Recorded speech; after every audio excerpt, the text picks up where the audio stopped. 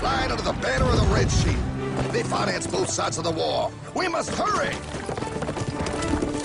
That's him, the Red Shield courier! Shoot him! No! I'm not shooting anyone. Damn it, Pye! What? He beat everyone back with the news of the war and told England that Napoleon won. The Red Shield backers in London pretended that England was doomed and started selling their English stocks. The English went into a selling frenzy to get rid of worthless English money. But the English won, right? Of course they won, but it was a trick by Red Shield. They waited until the stocks plummeted to pennies and then bought England back for nearly nothing. What? They did that? How? When the English leaders found out, they had no choice but to give themselves over to the Red Shield. Their money was gone, and they were slaves to the Red Shield war debt. Since that time, the English have been paying their national taxes directly to the Red Shield private bankers. The people have no idea. But the bankers bragged about what they did to us, laughing at us all the way to the bank. Why, it's the best business I've ever done. If I can control a nation's wealth, I care not who makes its laws. Oh, is this what Jefferson wanted to show me? No, Pye. Look. They're in America, too? The Red Shield banks are here, Pye. Seeking a way to conquer our American dream. The dream you have, Pye. The dream of free men. They tried to take over our country many times and failed because Jefferson and the Patriots vowed to stop the evil tyrants at all costs. By authority of eternal God, he would not let the bankers win here. To preserve our independence, we must not let our rulers load us with perpetual debt. We must make our choice between economy and liberty or profusion and servitude. Wow. I place economy among the first and most important of Republican virtues, and public debt is the greatest of the dangers to be feared. It is incumbent on every generation to pay its own debts as it goes. We must have a central bank to secure this country's finances. If the American people ever allow private banks to control the issue of their money, first by inflation and then by deflation, the banks and corporations that will grow up around them will deprive the people of their property until their children will wake up homeless on the very continent their fathers conquered. Jefferson, you're mad. This country will have a central bank. Who's that? America's first Secretary of Treasury. Alexander Hamilton? Not for long. Aaron Burr, Thomas Jefferson's vice president. They didn't take too kindly to our first Sec Treasury. Sweet shot, Burr. The first attempt at a central bank only lasted 20 years and we shut it down. But the bankers tried again against Old Hickory, President Andrew Jackson. You are a den of vipers and thieves. I intend to rout you out, and by the eternal God, I will rout you out. After surviving an assassination attempt, Jackson finally defeated the bank in 1836. When asked what was the greatest accomplishment in his life, Old Hickory replied, I killed the bank. And those were his last words. I killed the bank. And with real money backed with real gold, our country experienced the greatest boom in any nation's history. Oh, it was beautiful, pal. But the bankers, greedy for more power and wealth, were concocting their most ambitious plan yet to once and for all take control of the finances of the United States. In 1910, a secret meeting was held at the J.P. Morgan estate on Jekyll Island off the coast of Georgia. This meeting was so secretive, so concealed from government and public knowledge that the 10 attendees used code names. I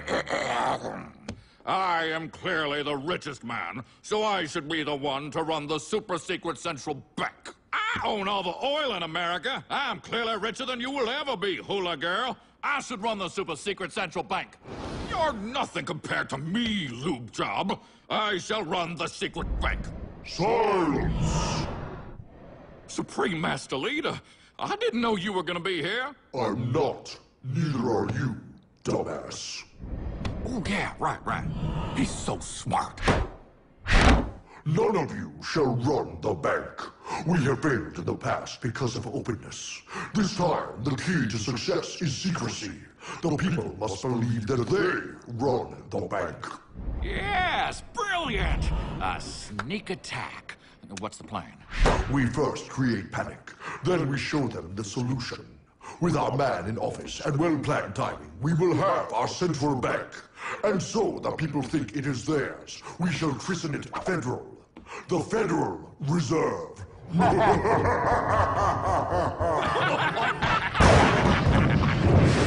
They struck on December 23rd, 1913.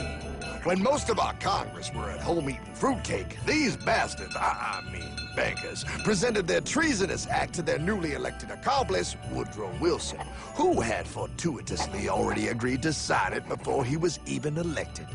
Wait, the IRS? I thought we always had the IRS. No, pal. They did this to us too. The Fed now has the exclusive power to print America's money. They loan this money to our banks and our government at interest, putting immediate debt on our own money, printing more and more, so each dollar they print becomes worth less than the one before.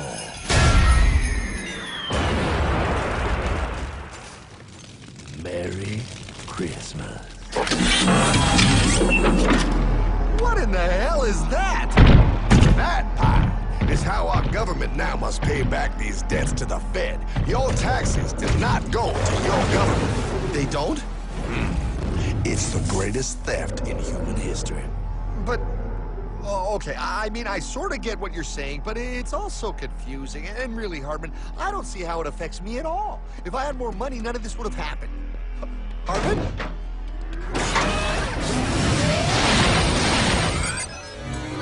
1955? Wow, what are we doing here? Oh, a little bit of shopping. Here, hold this. Gallon of gas, 23 cents. Postage stamp, 3 cents. Ounce of gold, $35. Hot baby, priceless. Best be getting back. Hey, Hartman! I need my car, man! Oh, was that my gold, Jay? Yeah, he'll be fine. Now, would you agree that you have the same exact things you had in 1955? Yeah, 1 stamp, 1 gallon of gas, 1 ounce of gold, and 1 home. Wow, we just made a lot of money. Right. Hey! Gotta pay your taxes. Bet it's nice to have made all that money. Wait, that isn't fair. Now I actually have less money. I can't even go buy the things I just sold. The IRS and the Fed's inflation work together, pal. They aren't just taxing gain, they are taxing their inflation. You are no richer than you were in 1955. Now, does that sound fair or American to you? Yeah, but I mean, who doesn't hate taxes? I hate the IRS anyway. Pal, the higher they make the inflation, the more your money they take. It's thievery. You're not paying taxes on any more. You are paying taxes on the same, and now you have less. They take our property away right in front of our eyes, just like Thomas Jefferson said they would. What's that? Oh, they found us! Quick, my sword! What sword? We don't need your banking machine! I'll condemn you to die, damn it! Die! Pile! The lanky bogey on my 9! Take him at his knees!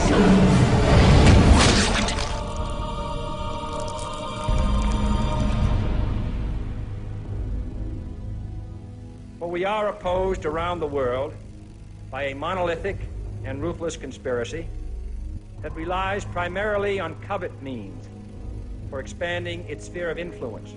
What's happening? Where am I? I believe perhaps you understand now, pal, but you are afraid. JFK. Hartman, what does this have to do with my house and my dog? Oh, okay, that's enough. I want to go home now. This is the last president to stand up to the Fed. You must see. On June 4, 1963, President Kennedy signed Executive Order 11110. This executive order empowered the U.S. Treasury to issue real money without the Fed. It would have worked. Kennedy's plan to dismantle the Federal Reserve machine had begun. But 6 months later, John F. Kennedy went to Dallas and never returned. No way. No way they could do that. The new president, Lyndon Johnson, threw out Kennedy's order. And since JFK, no president has dared confront the secret powers behind the Federal Reserve.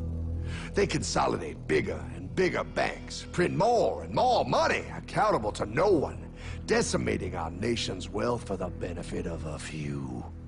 Why? Why do this? If they hurt us, it hurts the global bankers too. No, Pyle. They are protected. They are too big to fail. But I'm not. Those sons of bitches! Sons of bitches all.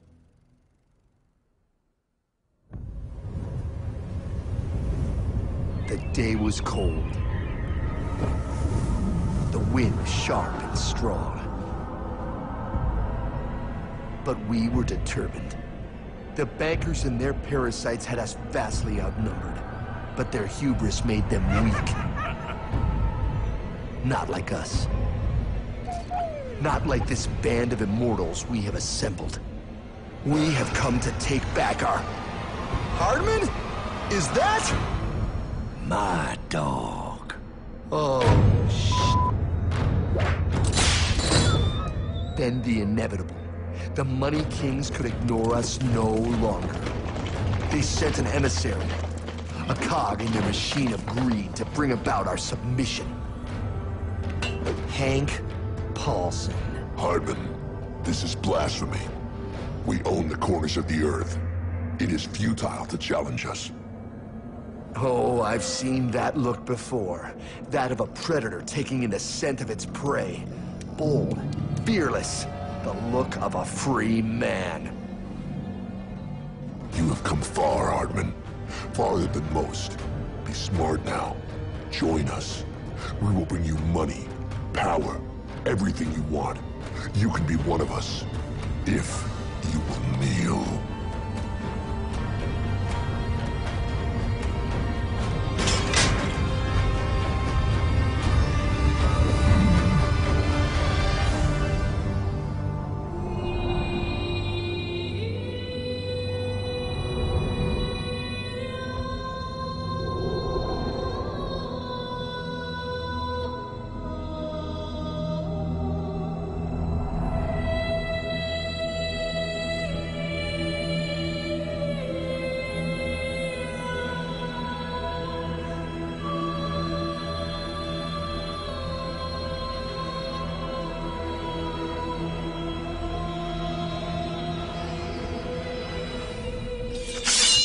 Madman.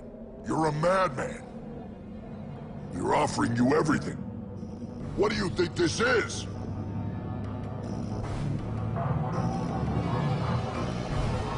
This is America!